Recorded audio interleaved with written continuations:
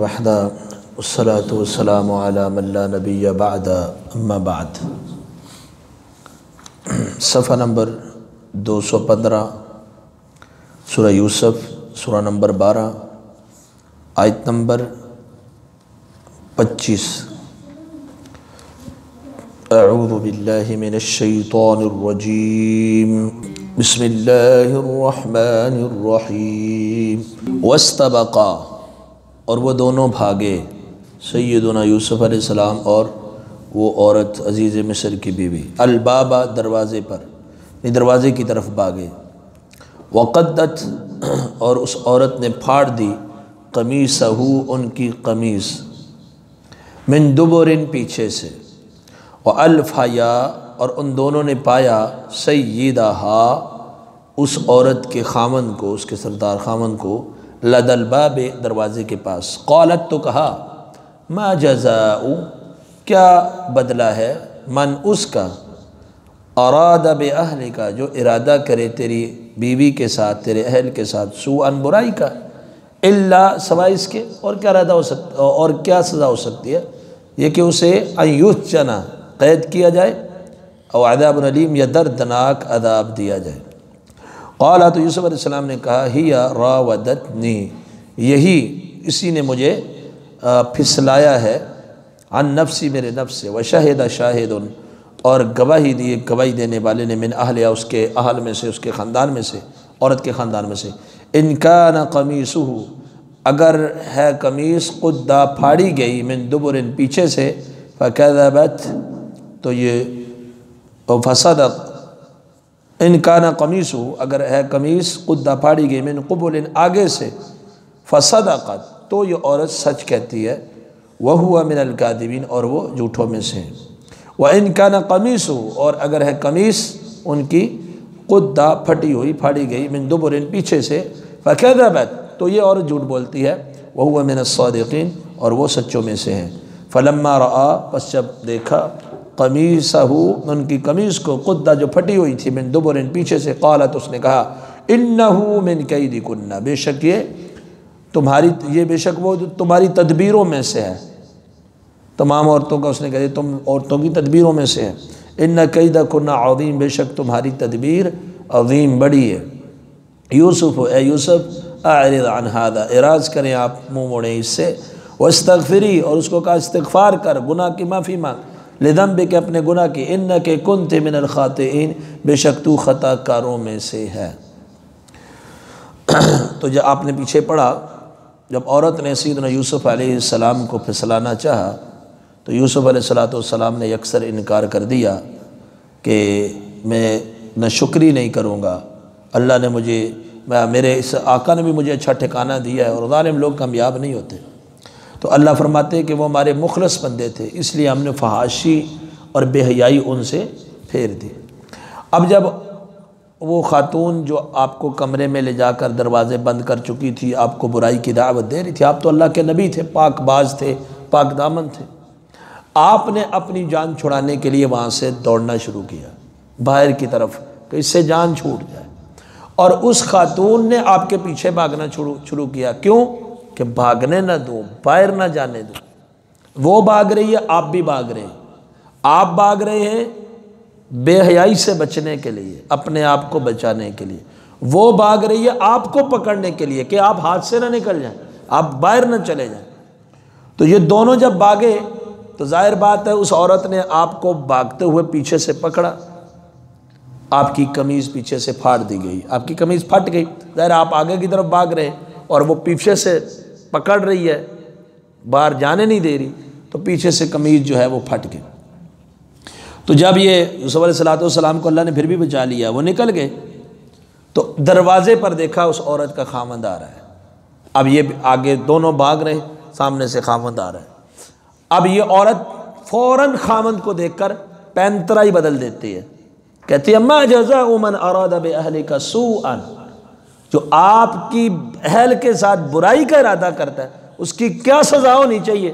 پھر نہ سزا، نہ جرم ثابت کر سکی، نہ جرم پر کوئی گواہی، نہ کوئی قرینہ، مجرم بنا کے خود ہی فیصلہ دے دیا کہ یا تو جیل ہو جائے، اس کو قید، اور یا اس کو سخت کوئی دردناک قسم کی سزا دی جائے۔ اب یہاں پر بعض قصہ گو لوگ یہ واقعہ بھی جب بیان کرتے ہیں تو عشق حقیقی اور اس میں پھر وہ دلیل کے طور پر وہ کبھی یہ جو لوگ لیلا مجنو اور ہیر رانجھا اور پتہ نہیں کس کس کے واقعے ممبروں پہ سناتے ہیں۔ عورت کو بھی عشق تھا نا، وہ کہتے ہیں زلیخا بڑے عشق کرتی تھی یوسف علیہ السلام سے، تو اس کو عشق تھا۔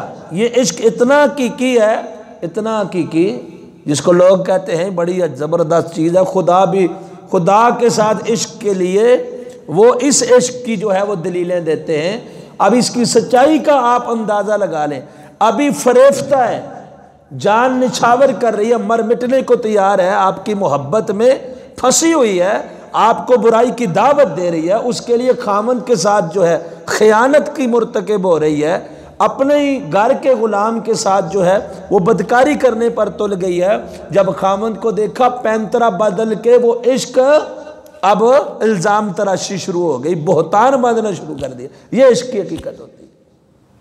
اب بہتان باندھ رہی، جب پھنس گئی بہتان باندھ دیا، تو کہا کہ یہ برائی کا ارادہ کر رہا تھا، اسے جیل دے دو، قید کر دو، ایسے کوئی دردناک سزا ہو۔ نہ جرم ثابت کر پائی، نہ کچھ، جھوٹا الزام، بہتان، اور اوپر سے سزا بھی خود ہی تجویز کر رہی۔ تو یوسف علیہ السلام نے اپنی صفائی پیش کی وہاں پر جس کی ضرورت تھی۔ آپ نے فرمایا ہی راودتنی عن نفسی، اس نے مجھے اپنے نفس کے لیے پھسلایا ہے، اپنے نفس، مجھے نفس سے اس نے پھسلانے کی کوشش کی، اس نے برائی کی دعوت دی۔ پھر ان کے خاندان میں سے، اب ظاہر ہے وہاں دیکھنے والا تو کوئی اور تھا نہیں جو گواہی دیتا کہ کون سچا ہے کون جھوٹا ہے۔ اب معاملہ شبے میں پڑ گیا، تو وہاں پر ایک ان کے خاندان کے کسی شخص نے قرائن کے ساتھ فیصلہ کیا۔ قرینے کی شہادت اس کو کہتے ہیں، جب کوئی بظاہر کوئی ٹھوس ثبوت نہ ملتا ہو، کوئی دیکھنے والا نہ ہو، کوئی سننے والا نہ ہو، حالات واقعات اور قرینے دیکھے جاتے ہیں، قرینوں سے معاملے کو پرکھا جاتا ہے، تحقیق کی جاتی ہے۔ اب یہاں قرینہ دیکھا گیا، عام سمجھ میں آ جانے والی بات، اور وہ بات اس نے بیان کر دی۔ اس نے ابھی قمیض دیکھی نہیں، اسی لیے تو وہ کہہ رہا ہے اگر قمیض پیچھے سے پھٹی ہوئی، آگے سے پھٹی ہوئی، عورت سچ کہتی ہے، یوسف علیہ السلام جھوٹے ہیں، اور اگر قمیض پیچھے سے پھٹی ہوئی، عورت جھوٹی ہے، اور حقیقت بھی یہی تھی، یوسف علیہ السلام سچے ہیں، وہ تو صادقین ہیں، صادقین میں سے ہیں۔ تو اس نے یہ فیصلہ دے دیا۔